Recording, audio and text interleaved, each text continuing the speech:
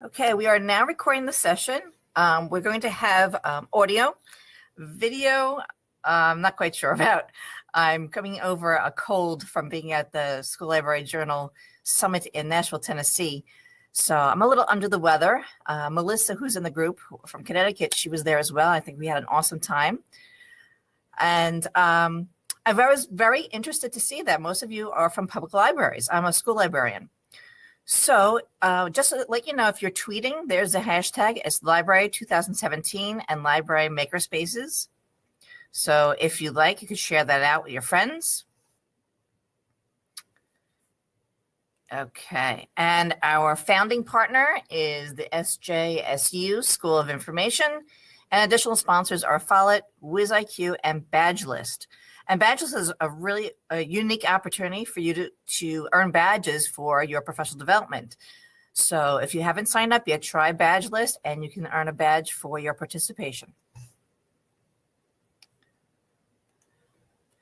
And the recording is started. Excuse me. So this presentation will be recorded so you can revisit it at a later time. I hope you've enjoyed the conference so far. And this is after school for me. I just sent my little kiddies off from homework club, and I'm ready to begin my presentation. If you have any questions, you could add something in the class conversation. And if you want to comment on each other's information or questions, please feel free. We're all better together. We could all share from one another. So if there's something that I say that triggers something that you thought about, by all means. My presentation is up, but by no means does that mean you can't share. So share away. So this presentation is entitled, Don't Just Make Something, Make a Difference. And it is a presentation that I actually presented at the World Maker Faire in New York City 2 weeks ago, the end of September. And so these are some ideas that I've done in my own library, that we've done at the School Library Journal Summit last past weekend, that you might be able to modify to your school, your public library, any grade level, and even academic libraries. So, Melissa, it was awesome. The School Library Journal Summit was awesome. So there's a little bit about me. Those are my pictures up above my libratory. I call my library a libratory because it's where kids can tinker with not only ideas, but with makerspace resources. On the bottom there, I'm very proud to say that those are my books. Those are a series of books that I just published with Scholastic. The top 4 books are the rookie books, and they're grades 2 to 3. And the bottom ones are grades 3 through 5, and each of them have 3 different projects, the STEM components, timeline, and other information. So you can bring making to your littles in your libraries, in your school or public libraries. And everything is either found around the house, inexpensive, or recyclable. So in 2015, I was named the School Librarian of the Year by School Library Journal. And since then, so many things have happened professionally and personally that I can't even begin. But I'm going to encourage each and every one of you, if you're doing something, please share it. You may think it's something small, but please share whatever you're doing, no matter what kind of library you're in. Share it with the community, share it with your administrators, because that's how your library gets information from other resources, and also some recognition and hopefully more funding with that. So please share out.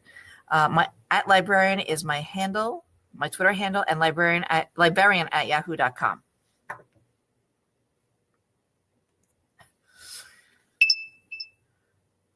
So about a year ago, I created a nonprofit called Long Island Leads.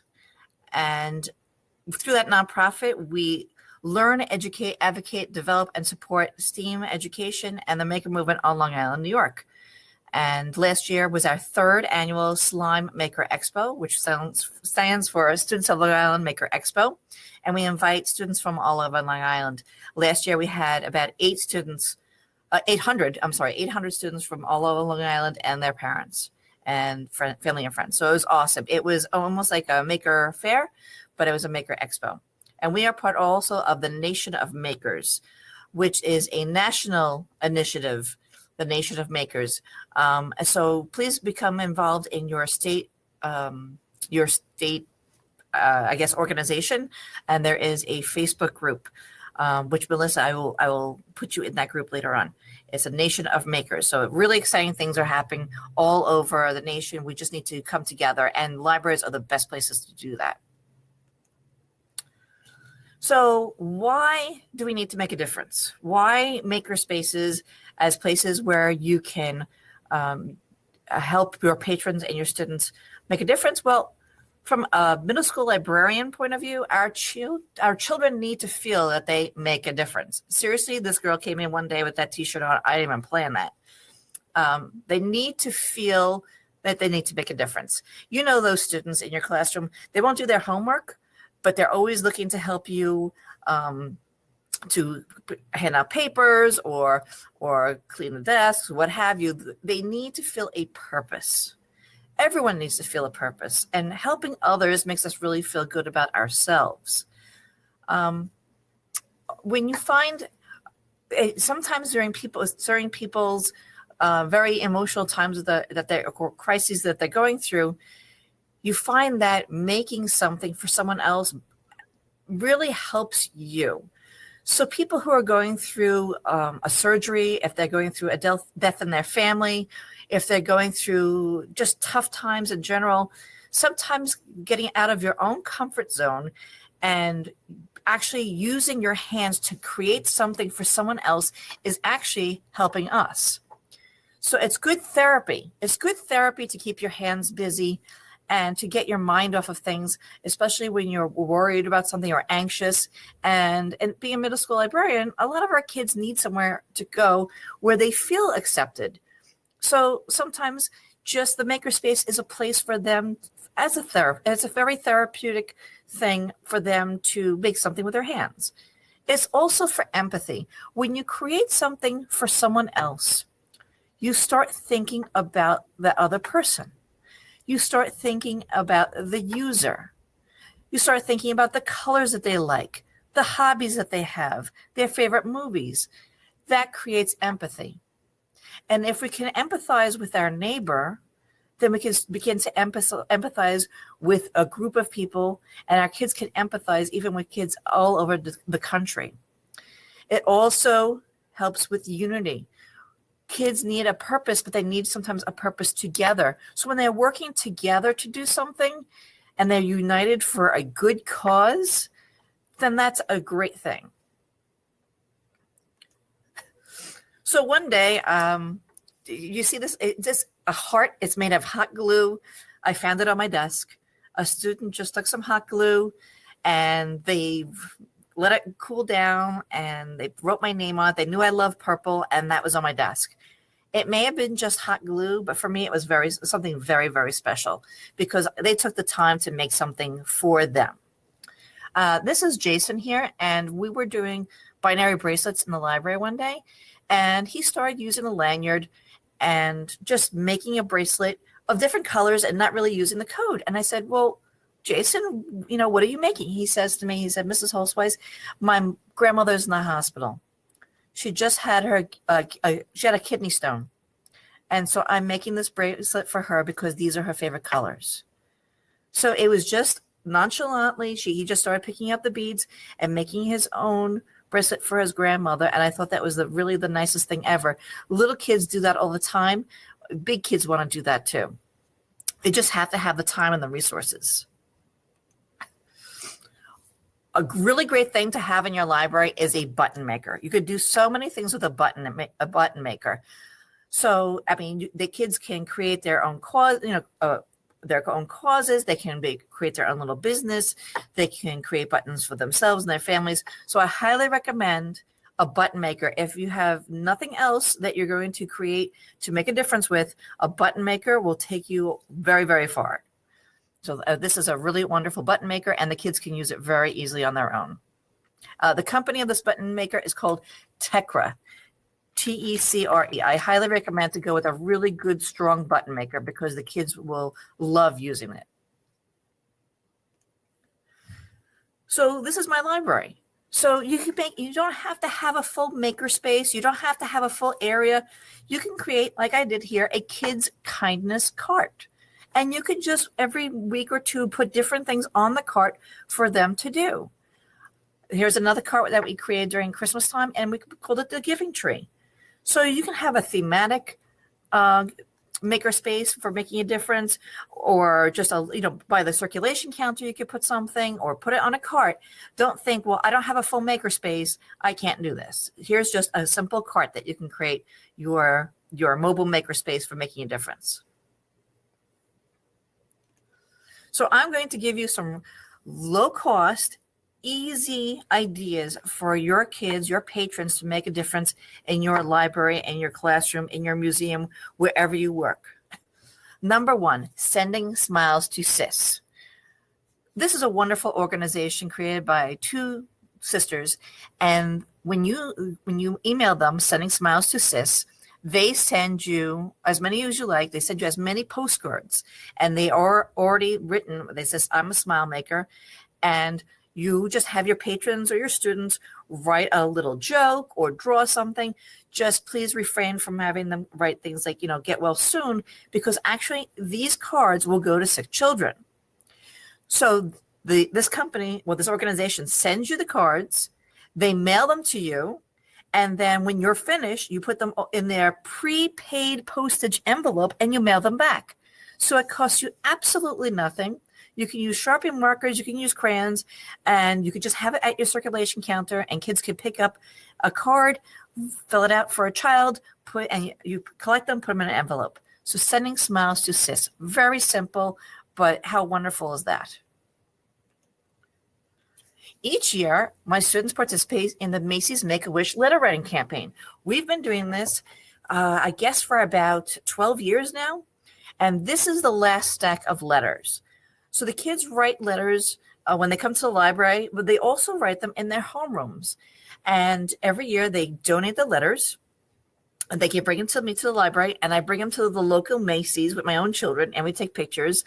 And this past Christmas, we were able to send about 3,000 letters. And Macy's donates $1 for every single letter. Now, they are letters to Santa, but they're blank. And they have, you could put your own stationery. You could just put it on a piece of paper. It doesn't really matter. But my kids say, well, I'm too old to write to Santa. And I said, well, you don't have to write to Santa. Just write what your dreams are for the future and your hopes and wishes for the world. So I've seen things like I hope for world peace. I hope that no one is, excuse me, I hope that no one goes to bed tonight hungry. And then I read other letters such as, I wish my dad didn't have to work 2 jobs, so he'd be home more for me. I wish my mom came back to live with us. A lot of things, kids are very honest in these letters, because some of our kids are coming from single parent homes or even raised by grandparents. So you really learn a lot about the kids, and the kids can write their first name, last name. It's up to them. No one reads the letters actually except me. And I sent them off to Macy's. The Hugs Project. This is really cool. The Hugs Project is a project where they send packages to the military. So they have a template on the website, and it's this little bear. And you could just take mismatched fabric, whatever you have, and cut it up, make your little bear, just like you see in the bottom right, and write little letters to soldiers, and you send it to the Hugs Project. So when they send candy bars, when they send toiletries, things like that overseas to the military, they also put in this little bear, and they put it in a card. So this is really, really great, the Hugs Project. It might be great for a community service room at your public library. It might be something for some programming. You might have some senior citizens who would like to do this, who have extra fabric. And I'm sorry, the Macy's donates the $1 to the Make-A-Wish Foundation. It donates all the money to the Make-A-Wish. So, welcome home. My kids are too young to build anything for Habitat for Humanity. So these are canvases, but you could use simple poster board, and you could take stencils. You could write "Welcome Home." what have you. And then you bring them to the Habitat for Humanity, your local chapter. And when someone goes to their new home, they display this welcome home sign from our children to Habitat for Humanity. So you can crowdsource, you know how everyone's doing the coloring and how it's very therapeutic and everyone works together. Well, you can just put up one big poster board and write welcome on it and just leave some crayons or markers, and your patrons and your students can come and they can color it in, and then you donate to your local Habitat for Humanity. Local animal shelters. There's lots to do you could do for your local animal shelters. You could take old t-shirts and you can cut them up and you can braid them into animal pull toys, little tug toys for little dogs. I like using the really extra large t-shirts, and I have the kids cut right across the top, right underneath the armpit. And so you have two ends that are open and two ends that are already closed. And all your kids have to do is sew the two ends, and they can make pillows for cats at the animal shelter. You could also take muslin fabric, or you can buy on Amazon bandanas and cut them in half and make these little bandanas for therapy dogs. You can make ones that say adopt me to bring to the animal shelter. You can make them for the therapy dogs at hospitals. And sometimes schools and libraries have dogs visit. So that's why we have this one says, I listen and love read to me. And the one on the bottom says reading is almost as good as puppy kisses. So it's really cute to see the kids' faces when they have the little dogs come in with these little bandanas.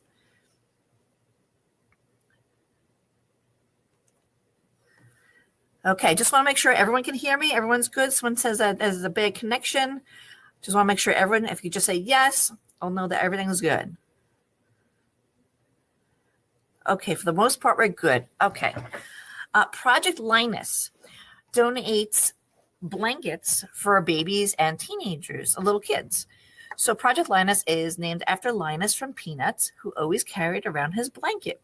So you can buy a fleece when it's out of season at your local craft store, and it doesn't matter if it what the pattern is, or if you want to have solid colors or a pattern or what have you. It looks better with a solid color and a pattern, but it's up to you. And on their website, they tell you exactly the dimensions that they need for children and what the dimensions they need for the older kids. And what you do is you just put the pieces together and cut the fringe and then tie them. There's no sewing involved. Just make sure that the kids don't pull them too tightly, because then it shrinks up the blanket.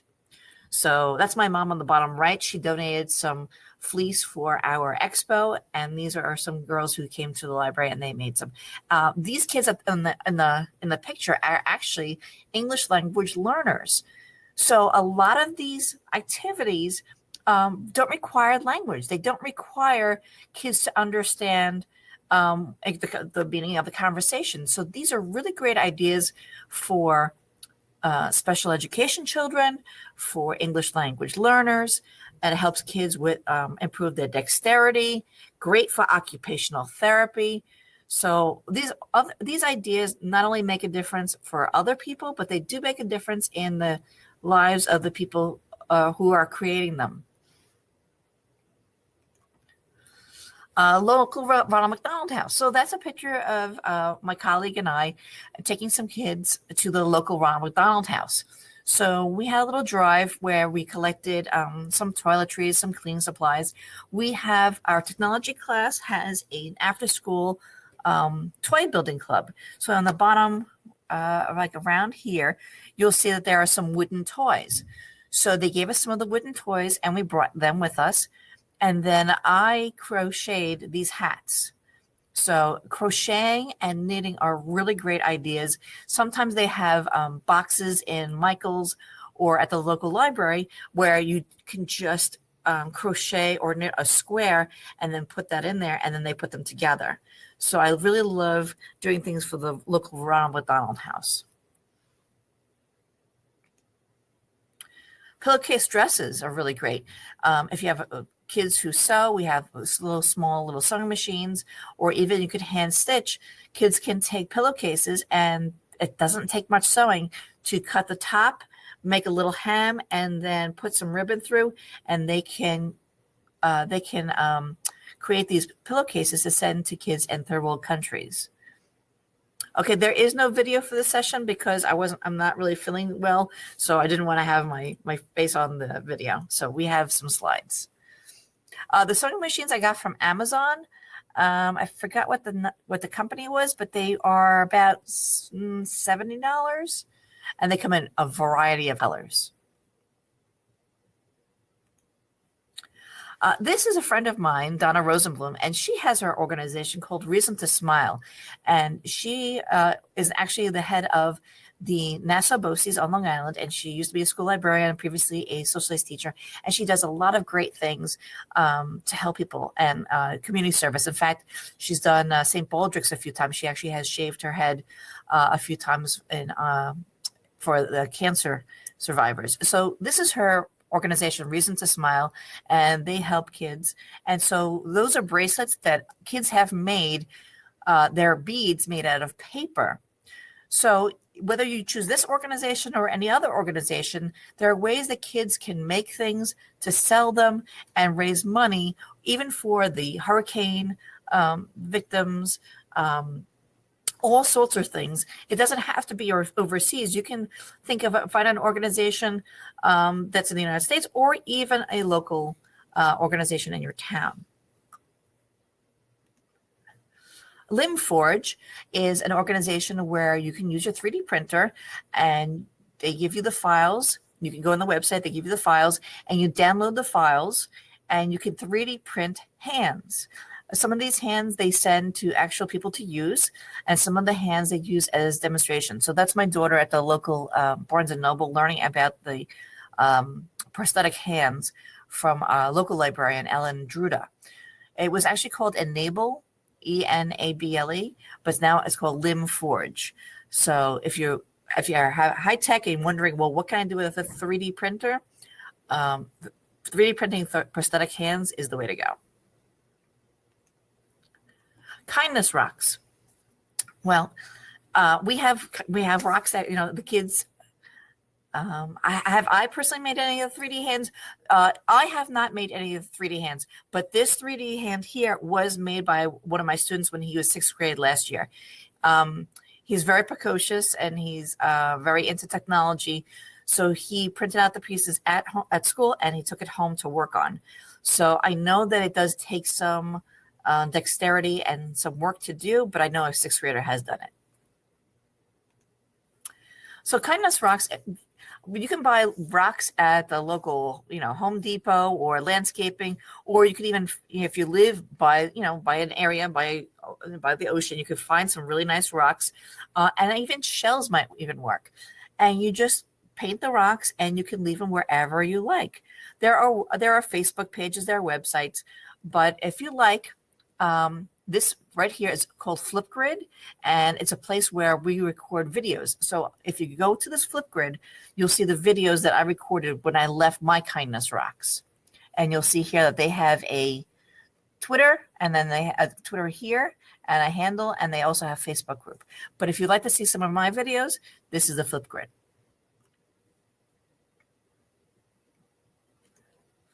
Nursing homes.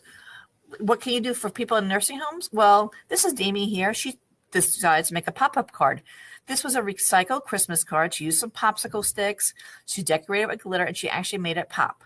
So making cards, making ornaments or decorations for them to make maybe like the lobby of the home beautiful. And these are simple socks you buy at a dollar store and use the puffy paint. And if you paint on top of them, actually on the bottom of them, then they don't slip. So now the people in the nursing home have grippy socks. Foster homes, you can have your kids take T-shirts and cut them and create them into capes, superhero capes. And even better than that, why not have your kids make these capes with kids who are homeless? The memory project is a really awesome project where students create portraits of other kids around the world, kids who are in homes and who really don't have anything of their own. They create these portraits, and you could use paint, markers, what have you. They do cost, excuse me, I think about $15 or $20 for you to, you have to send it almost as a donation because they need to, it takes care of the shipping and handling. But if you have any kids who are artistic, this is a great thing to do with your art club. And even if you have kids who are not artistic, they still can cut up paper and create a collage. This one is a collage right here, and they cut the picture out and they paint it around it. Your local Meals on Wheels, soup kitchens, and homeless shelters, we made blessing bags. So we took these simple paper bags with handles, and the kids drew on them. And so our local Lions Club donated money. So we packed them up with toiletries like hand sanitizer, toothbrush, soap, socks. And instead of just handing things to the homeless people like that, our kids made these beautiful bags, and we brought them to the local church. You could also get, I believe they have paper placemats for soup kitchens, and you could have the kids decorate those as well. So when people sit down to eat, they have a beautiful hand-drawn placemat. All right. Camp Dreamcatcher is a camp for kids whose lives have been touched by HIV and AIDS. You can get a simple pillowcases, brand new, please. Wash it, and then you can decorate it and send it to the Camp Dreamcatcher, and the kids will have their own beautiful hand-drawn pillowcase during their stay at camp, and they can bring it home with them. I know you've heard about Little Free Libraries. This is a little free library that my father-in-law had created, and we had my students just painted it, and we just took some books that we had from our Scholastic Book Fair or people donated, and we just put it in the library in this little house, and our kids were able to take books home. And you don't have to make a little free library. Here is a local hospital with just a cart, and this is Bryant Park in New York City, and they actually have their own little cart. So think about in terms of that, what you can do, not just building a little free library, but just using a cart. But wouldn't it be nice to not just get that book, but also get a bookmark? You can use simple construction paper or regular reams of paper, have the kids decorate it, write a nice quote. Or my favorite, I love going to Home Depot and Lowe's and raiding the paint chip aisle and taking home paint chips and cutting them up and using the really cool scissors and ribbon and stickers, and you can make paint chip bookmarks. And those you can put into the books when you donate them. And last but not least is our slime. We had a charity pitch fest. And so 76 teams entered our contest, and they all created videos for their local charity, and 5 teams won money from our library association for their charities. Do they give you the paint chips for free? I kind of just go and take them. I have 3 little kids, so I tell my kids that everyone get some paint chips, put them in the bag, and while I go shop for, tape or glue, whatever. I like walking in with something, but I just go out with a bag full of stuff in it. And I'm going to show you this link for, let's see if I can get it for you, the link for, well, you know what, I'll give you the link here for that video, and you can see all 76 entries for our pitch fest. I love watching Shark Tank. So what I just did was take Shark Tank and gave a cause to it. And so the kids all pitched in, and they had 3 minutes to pitch their favorite charity. Then the top 5 came to our expo. We were there. Everyone voted by Google Doc. I sent it through Twitter, Facebook, social media. And those top 5 each came back with a portion of $500. So ranging from about $100 to about $200. Each of these groups of kids came, and they were able to pitch their favorite charity. So those are simple ideas that you can make a difference with your students and with your patrons, with low-cost ideas using technology or even using just paint chips. I hope you enjoyed the presentation. Even if you come back with one idea, I'm happy, because I know that you're going to be making a difference every day, whether it's making bookmarks or sending letters to kids for the sick kids, or crafting hats out of crochet. Anything you could do makes a difference. And anytime we can share that with our students, I think it's a real win. Our kids need to make a difference. They need to make with purpose. So have a great conference, everyone. If you need to contact me, again, my Twitter, you can follow me, is Librarian. And my email is librarian@yahoo.com.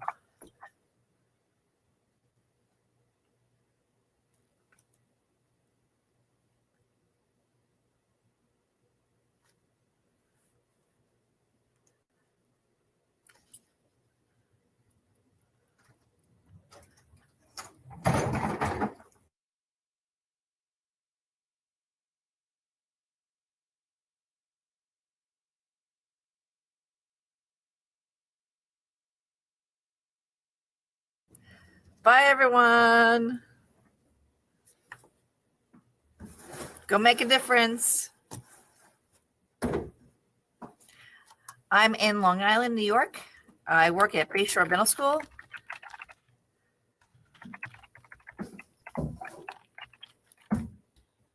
Make a difference.